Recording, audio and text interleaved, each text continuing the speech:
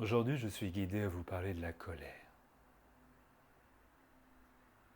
Alors tout de suite, l'évocation de ce mot, la colère, entraîne tout un tas de réactions chez nous, comme si on était déjà en présence d'un ennemi. Et le pire du pire, souvent, pour la plupart d'entre nous, c'est que cette colère-là, elle vient de nous. Donc c'est comme si on devenait d'un coup notre propre ennemi. D'où la difficulté liée à la colère. Ça, c'est un premier point à comprendre quand on parle de la colère. Mais le deuxième point qui est important quand on évoque cette émotion, c'est sa difficulté relative. Pourquoi on parle de difficulté quand on parle de colère? C'est parce que la colère, ce n'est pas une émotion douce, ce n'est pas une émotion cotonneuse, c'est une émotion très intense qui mobilise l'essentiel de ce que nous sommes. Alors on est tout de suite en face d'un paradoxe ici. C'est une émotion qu'on porte toutes et tous, donc elle a bien une utilité. Mais c'est aussi une émotion qu'on cherche à contrôler et parfois à refouler. Parce qu'on voudrait être cet être toujours radiant, harmonieux, spirituel, ouvert, en amour. Pourtant, force est de constater que dans l'alchimie émotionnelle de notre quotidien, ou plutôt dans la potion magique émotionnelle de notre quotidien, on va toujours trouver une variation sur la colère. Alors elle va s'appeler frustration, elle va s'appeler rancœur. Elle porte des noms différents parce que c'est des tonalités différentes, mais on est bien d'accord qu'on est dans la même famille. Il y a des colères explosives, très enflammées, il y a des colères qui sont plus froides. Mais la colère, ça reste la colère. Alors aujourd'hui, ce que je vais vous proposer comme outil de compréhension de ce monde de la colère, parce qu'on va parler d'un monde ici, puisqu'il est pluriel, il porte plusieurs visages, c'est d'abord d'essayer de le toucher de manière moins toxique pour nous. C'est comme si on allait prendre un peu de poison, le goûter, sans vraiment l'avaler pour savoir de quoi on parle vraiment. Parce que sinon, consciemment ou pas, on va faire ce mouvement-là. Et ce mouvement-là, à très court terme, peut sembler être juste pour les parties les plus fragiles de ce que nous sommes.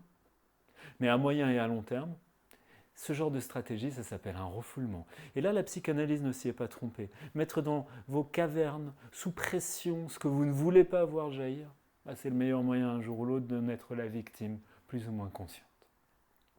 Donc ici, ce qui est intéressant, et c'est un peu l'approche qu'on a ici ensemble, c'est d'avoir des outils concrets pour aller rencontrer ça. Et l'outil concret que je vais vous proposer aujourd'hui, sans surprise, ce sera autour de la pierre, bien sûr. La minérale, ici, que je vous propose, c'est la diopside. Alors la diopside, pourquoi? Parce que c'est une pierre qui va nous permettre de regarder à l'intérieur de notre colère. Et regarder à l'intérieur de notre colère, c'est déjà rentrer dans une forme d'harmonie et de fluidité. C'est déjà ne plus être l'ennemi de soi-même dont on parlait au début. On n'est plus en inimité, on n'est plus en contradiction, on n'est plus en conflit qui se disent ou qui ne se disent pas. On est dans une forme de compréhension. Et vous voyez, le mouvement que je vous montre ici, c'est un mouvement d'ouverture. Il y a quelque chose qui s'ouvre, quelque chose qui est prêt à. Prêt à quoi, on ne sait pas. Mais au moins, il y a une ouverture, il y a un dialogue. Vous êtes comme dans un lac vert. Alors pourquoi je parle de vert? Parce que c'est très important dans ce travail précis de savoir de quoi on parle. Et là, l'énergétique chinoise nous a donné un outil extraordinaire de rencontre des émotions en corrélant les émotions avec un organe. D'ailleurs, c'est souvent des choses dont on trouve des traces dans les expressions populaires qu'on trouve dans la plupart des pays où on va localiser quand même très clairement certaines émotions au niveau de certains organes. Et c'est le cas pour le foie, qui est l'organe important ici, avec la vésicule biliaire qui est presque juste en dessous, et qui est vraiment son yang, qui est son élément partenaire en quelque sorte. Donc ce qu'on va faire tout simplement, c'est qu'on va mettre notre diopside sur le foie. Et en posant notre diopside sur le foie, on va créer une dynamique de rencontre de cette énergie située dans notre matière organique. Pas les concepts liés à la colère, pas j'explore la psychologie de la colère avec tous les thérapeutes que je vais pouvoir avoir sur ma route. Ici, c'est moi qui vais aller regarder, toucher, sentir cet espace de colère que j'ai en moi. Et ça, c'est le premier pas pour entrer dans une relation plus douce, plus fluide. Certains parleront d'apprivoiser leur colère, mais dans cette idée d'apprivoiser, il y a quelque chose comme une domestication. Alors la domestication, ça marche un temps. Qui a envie d'être domestiqué? personne. Gardons cette beauté, cette sauvagerie potentielle de la colère qui peut nous pousser à l'action juste comme elle est. Simplement, on va essayer de la découvrir, pas de la nier, pas d'essayer d'en faire quelque chose, pas essayer de l'utiliser. On va en quelque sorte la respecter vraiment ici. C'est ça l'idée. Alors, pourquoi je vous parle de tout ça? Parce que ce qui est important, ce n'est pas simplement les outils. Hein.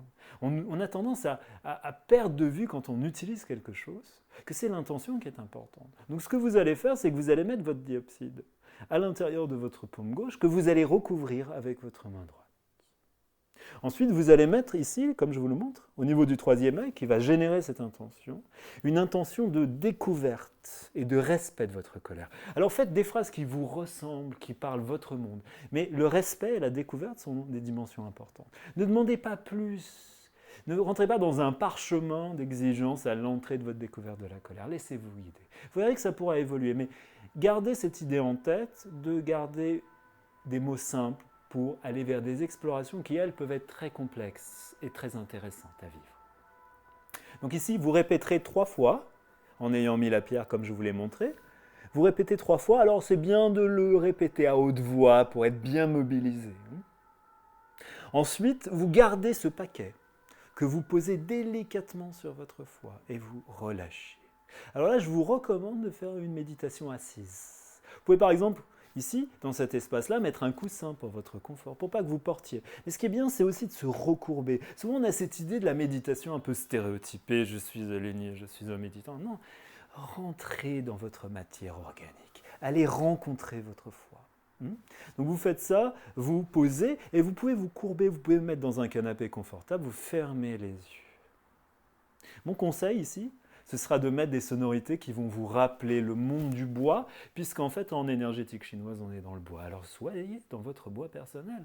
Des bruits de jungle, des bruits de forêt, des choses que vous pouvez paysager autour de vous pendant cet espace méditatif. Alors c'est vraiment un espace de découverte, vous y allez dans une intention d'ouverture, comme si vous aviez l'intention de découvrir quelque chose d'un peu étranger en fait. C'est ça le paradoxe dont on parlait au début. C'est à l'intérieur de vous, mais souvent c'est une terre inconnue. C'est une terre qu'on n'aborde que par son aspect extérieur, que par les stéréotypes ou les croyances que nos ancêtres, notre famille, nos religions, nos conditionnements ont pu mettre sur la colère. Et c'est jamais une émotion qui est très valorisée. Et pourtant, on expérimente tous qu'elle est omniprésente dans notre société actuelle. Donc l'idée ici, c'est un peu l'idée dont parlait Carl Gustav Jung, c'est au lieu de projeter sur l'autre en disant « Ah, le monde est rempli de colère, ah, ils sont tous atroces », c'est d'aller découvrir sa propre colère. Parce que c'est déjà le premier pas pour moins la projeter vers l'autre. Vous voyez ce mouvement que je vous fais ici, d'internalisation. Vous découvrez, vous rentrez en contact avec. Forcément, quand la colère va se montrer à l'extérieur, vous aurez un autre regard sur ce qui s'exprime vraiment. Et c'est ça ce que je vous propose aujourd'hui. Vous savez, les yeux sont liés au foie. Donc on va s'ouvrir à un autre regard sur la colère, mais sans donner des restrictions, sans dire la colère devrait être comme ci et comme ça, pour être une bonne colère, pour faire patte blanche, pour être acceptée. Non, non, on va la laisser dans sa sauvagerie, dans sa beauté, mais on ne va même pas l'utiliser. On va juste aller la rencontrer. Voilà ce que je peux vous proposer aujourd'hui, comme approche de la jungle de votre colère. Et qui sait, peut-être vous la trouverez belle, et vous aurez envie de vous assoupir, juste en dessous d'un de ces arbres feuillus et luxuriant, pour en écouter le parfum de la sagesse qui vous permettra, à terme, d'aller vers l'action juste. Bonne exploration de votre colère à vous, à personne d'autre.